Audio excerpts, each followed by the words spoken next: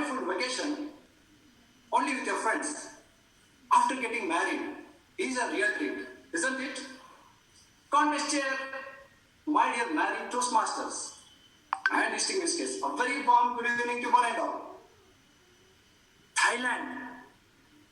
What comes to your mind when I mention this name? Okay, let's try. Bangkok. Now? Okay, let's try one more time.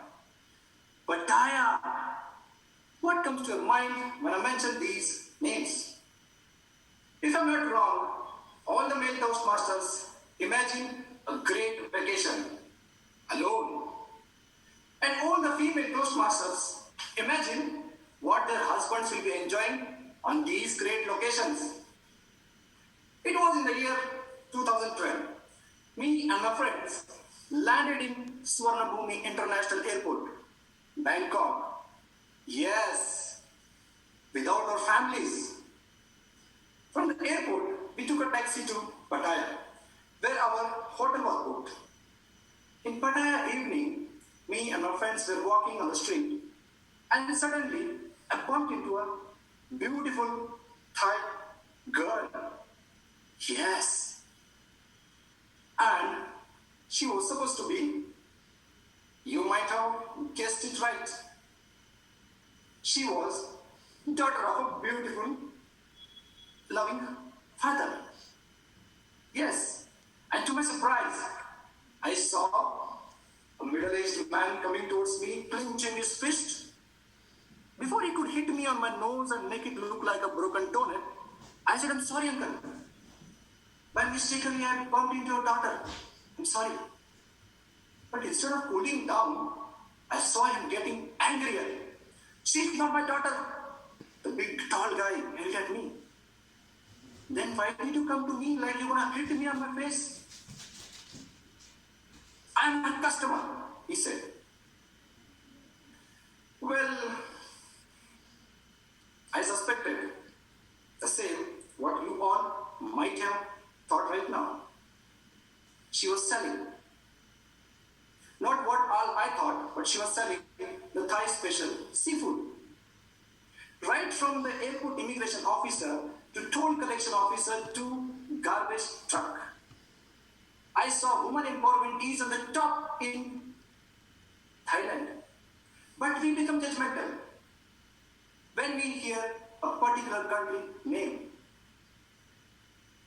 Fast forward 5 years. Once again, I was on a trip to Bahrain. Yes, of course. Without our families, only with my friends. That night, we visited a disco where we are enjoying the loud music and the flashing lights and dance. From all this environment, I saw a beautiful waitress came to serve us food and drinks. After gulping a couple of glasses, my friends, those were from different nationalities, started misbehaving with the waitress, assuming she could be a vulnerable target for fun. And she was from India, and in particularly Karnataka. I gently advised her in my native language, Kannada, be careful with my friends. And also advised her to avoid long conversations with them. And she got the message loud and clear. After a couple of days, I was sitting in my office. And one of those friends came to me and said, Nagaraj, you're really a smart guy. I asked him, why is that so?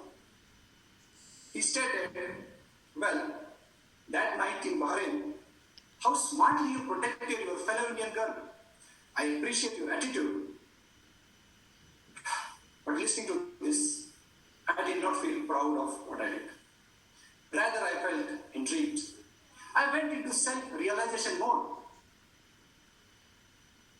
These two incidents left me thinking some of our faulty perceptions or social cultural construct in general towards women in particularly.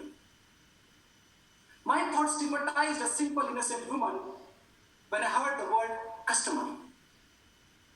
My friends tried to negatively influence a woman who went out of her country just to feed her family. Gender equality is not a woman's issue, it is a human issue.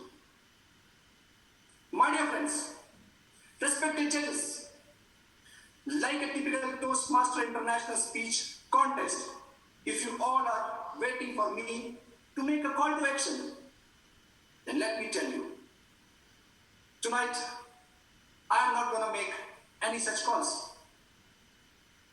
Because one action from one person not going to change anything. Here we need to act collectively. The way we are acting together to fight COVID-19.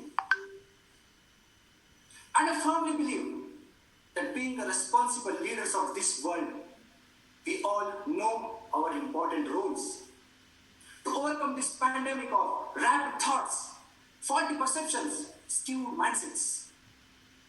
Either we have been perpetrators or the victims of this pandemic for ages. Let us eliminate them together. Whether it is Bangkok, Bahrain, or Bengaluru, we all are same. And we all need the same vaccine. Madam Contester.